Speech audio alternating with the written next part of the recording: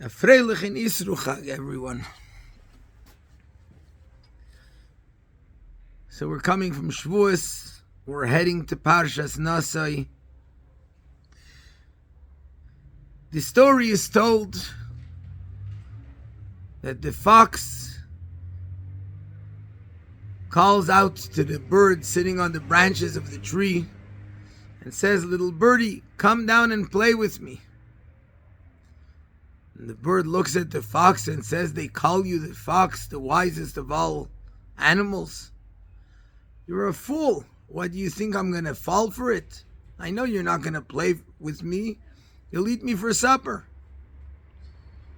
The fox says to the bird, "What do you mean? Didn't you hear Mashiach arrived?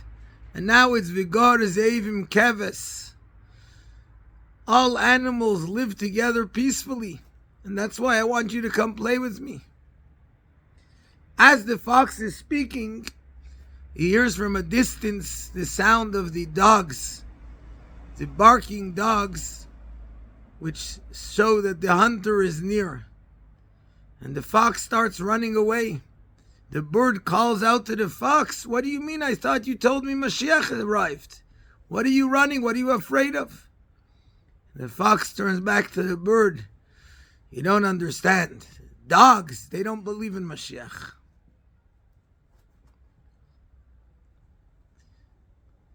We're in a parsha.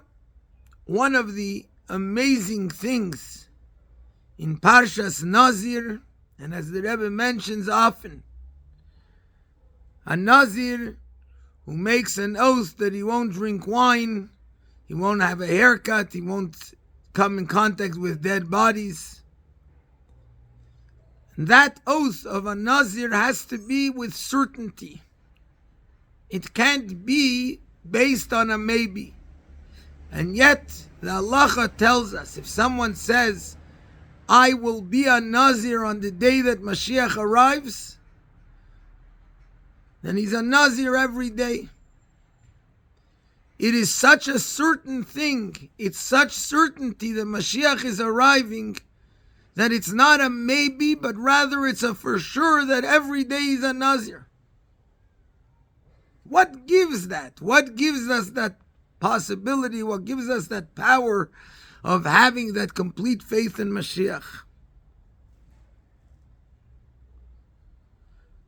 There's a story that's told by Rabbi Shabsai Slavatitsky, Shliach of the Rebbe in Antwerp.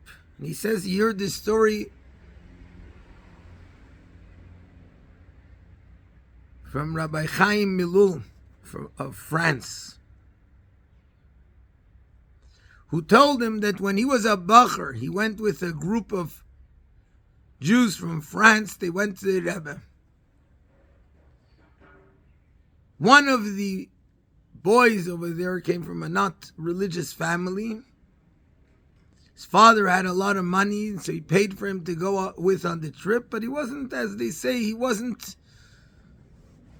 100%. And he would go around and he carried with him a big notebook. And everyone he met, he told them, "I am Mashiach." And he would have in the notebook all the proofs. One day I went on the street, I met Eliyahu Hanavi, and he told me I'm Mashiach. Another time I had a dream about Mashiach. A different time I read it in a book, and he had all kinds of things in the proofs. They were all written in the notebook.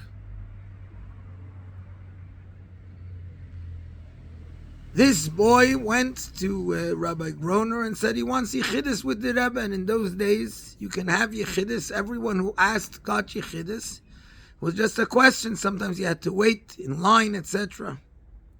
Rabbi Groner went over to this Reb Chaim Milul, who was the one in charge of the group. And he says to him, "You know that usually when a Yechidus, when someone's sitting for more than 5-6 minutes in Yechidus, I'll open the door and I'll hear what's going on. If the person is just, as we say, haking a chainik, then I know that I should do my job to get him out, because the Rebbe's time is precious. But he says, now this boy is going to be speaking in French to the Rebbe, and I don't know French. Can you come with me? When I open the door, you listen, and you'll make a sign to me if I should continue to do the work of getting him out. Fine. This Chaim is excited to be able to see the Rebbe in Yechidus. And he goes and the door opens and he hears this boy went in with his notebook into the Yechidus.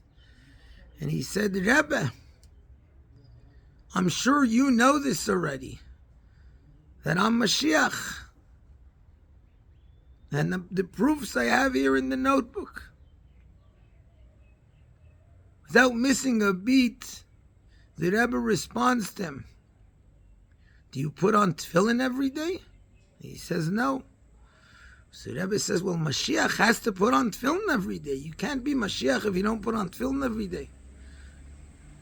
So he says, well, if that's what it takes to be Mashiach, I accept. I'm ready to start to begin putting on tefillin every day. The Rebbe continues to ask him, do you keep kosher? He said, no. And again the Rebbe said, you know, Mashiach is a holy soul, a pure soul. He has to keep kosher. And he says, if that's what it takes, I'm ready to keep kosher. And the Rebbe asks him a third question, do you keep Shabbos? And he said, no. And again the Rebbe says, Mashiach has to keep Shabbos.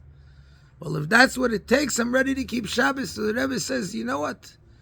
Here you have these three things. Start working on them, on keeping these three things. And then you can come back here and we can work further on things in order to reveal the spark of Mashiach that's in you. The boy comes out all excited. He turns to the Bachrim around him who were waiting outside. And he says, look, you guys laughed at me when behind my back you talked about me when I said I'm Mashiach. And here the Rebbe is with me. The Rebbe agrees with me. We know that the Moirei Naim, Reb Nachum of Chernobyl, was a Talmud of the Baal Shem Tov and the Maggid. He writes something which is very often quoted by the Rebbe, that every Jew has a spark of Mashiach inside him. And sometimes when we lack that faith, when we lack the belief in Mashiach, it's because we're too much galus people. In other words, we're dogs. A dog, a kelev, is kuloi leiv. He's all heart. When my mind, when my heart pulls me after all my desires, then of course I can't recognize this reality of Mashiach, which is a truth that's in me. But if I work on getting rid of the dog, if I work on not being a dog, not following the heart's desires, but rather on taking it and making it real inside me, revealing that spark, revealing that truth, then I too will begin to anticipate the coming of Mashiach. There's the famous story with Reb Mendel of Vitebsk, who was for a while the teacher of the Alter Rebbe. When he moved to Eretz Yisrael, and one time there was a big ruckus because there was an unhinged man who took a shofar and he blew the shofar claiming that Mashiach has arrived. There was a big noise outside. Reb Mendel opened the window and gave a sniff. And he said, no, unfortunately Mashiach hasn't arrived yet. I still don't smell Mashiach. The Chassidim asked, why did he need to open the window? Just give a sniff from inside his apartment. And the answer was, by a tzaddik like him, Mashiach in his Dalet Amis, around him, in his home, there was always the smell of Mashiach. We too can be that and do that if we just stop being dogs. If we stop being kuloi leiv. It's all about the heart. It's all about the heart of following my heart's desires, the desires of my animal soul, and even in the godly soul, it's only heart and inspiration rather than learning and making it real. This week we start Moshe Kibel Torah Misinai, and the Rebbe asks the question, we just got the Torah 2 days ago. Why do we start again? Moshe Kibel Torah Misinai. And the Rebbe says, because now it has to be the new Torah, the Torah of Mashiach. We have to learn the Torah of Mashiach, study it, make it real. And in that way, stop being gullus people. It's not all about what I want. It's not all about what my heart wants, not physically and not even spiritually. It's about a deeper purpose to reveal that spark, to reveal that light which is really there in my life, by learning about it, by studying about it, by making it real in my life. And in that way we make it real in the world, and in that way we'll merit the final coming of Mashiach, which is what we're all waiting for. That we should have the Isgalus of Mashiach inside each one of us, and the Isgalus of Mashiach in general in the world, who will bring the ultimate truth of Elokus in the world, so that the whole world will all recognize that truth, and there's no more wars and no more hardship and no more competition, but there's only one thing that everyone strives to study and to know, Lodas es Hashem bilvad, to know Hashem and that alone and nothing else. And when we decide to do that and to study it and to work on it, there's no question that we'll have it even before we read Naso Yisroish B'nei Gershon. B'nei Gershon, it explains the Chassidus, is those who are the ideas that are chased away, the negative parts of the person. But Naso Yisroish, we can lift the head from being the dog, from being the kelev, lift the head to recognize and feel and see that truth, in order that we should see it fully with our physical eyes immediately. This Friday, Erev Shabbos Kodesh, and even more so as we come to Shabbos Kodesh, that we'll all be together in Yerushalayim Ira Kodesh. L'chaim, l'chaim, v'levracha. And everyone certainly will have all the brachas possible to give us that power to do our mission, to prepare and greet Mashiach without anything standing in the way.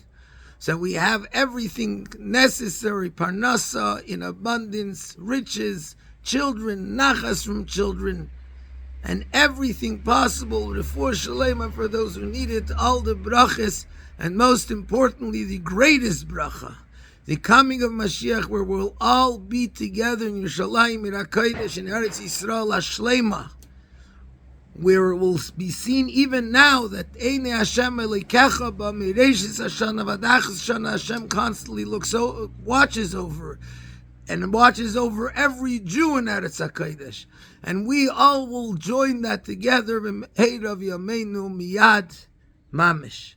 Good Shabbos, good Shabbos.